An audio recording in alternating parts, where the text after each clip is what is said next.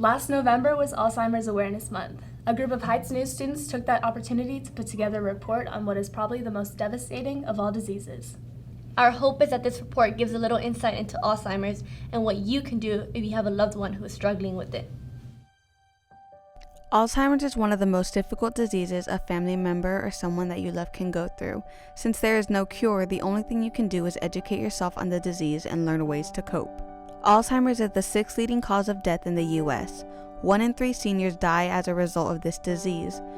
We spoke to over 600 Heights staff and students and asked how much they knew about the disease. 23% of those we spoke to knew very little or nothing at all about Alzheimer's. Out of the people who knew about the disease, 15% had family members or a loved one with it, and 10% of that group had been directly affected by it. While many understand the severity of Alzheimer's, many also don't know how to properly handle the situation. We were able to speak to some people who had had personal encounters with Alzheimer's.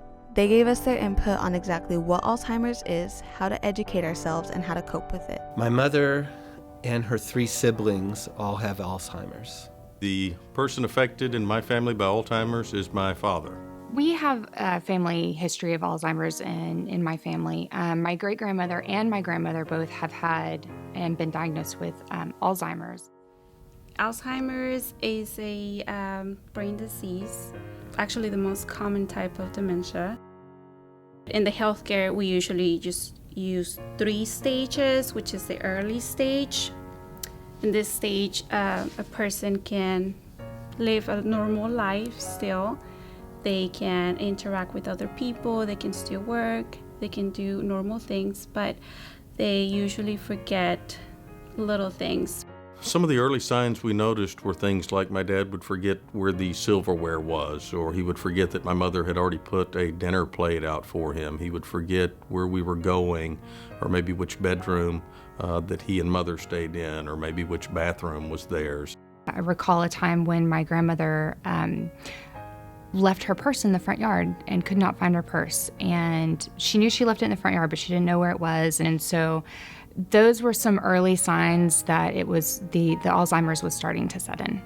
In the middle stage, it's probably the longest stage. It can last 10 years or more than 10 years. It really depends on the patient. But during this stage, they start having more problems with the memory, with the brain.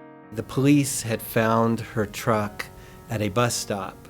She had parked it there, thinking it was a parking spot. She thought her truck was another one that was a similar color. She got in it, and fortunately there was a Rottweiler in the car that bit her.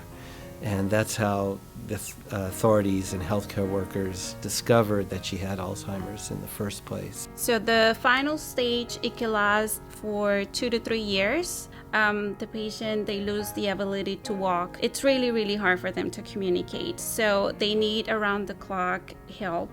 Communication can be hard at times because it seems like he will ask the same question over and over. I remember shopping a few years ago for Christmas, and he asked me probably a dozen times within 30 minutes where we were going and what we were doing. And again, I'd say patience is one of the big keys. I just continuously told him what we were looking for and what we were doing. To cope with this the best way you can is, 1, to accept that this is Alzheimer's, this is your new reality.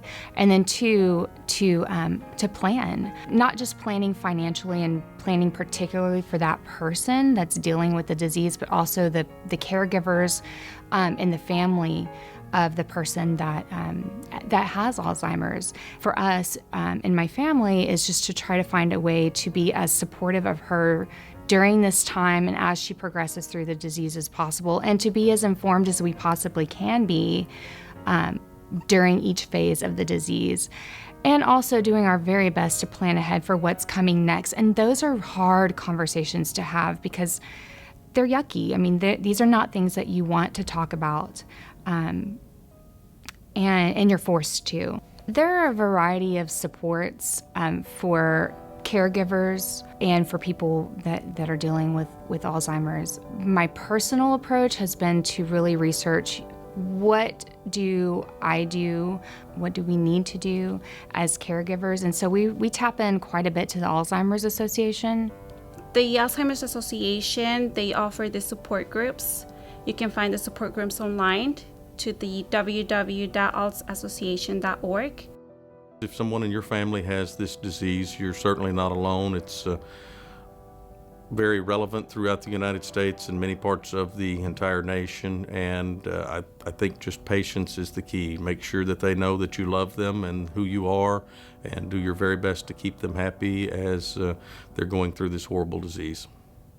We want to thank former Reagan student and current healthcare worker Elizabeth Lopez. Also, Heights staff Ms. Gomez and Mr. Roseman for sharing their personal stories and insight with us.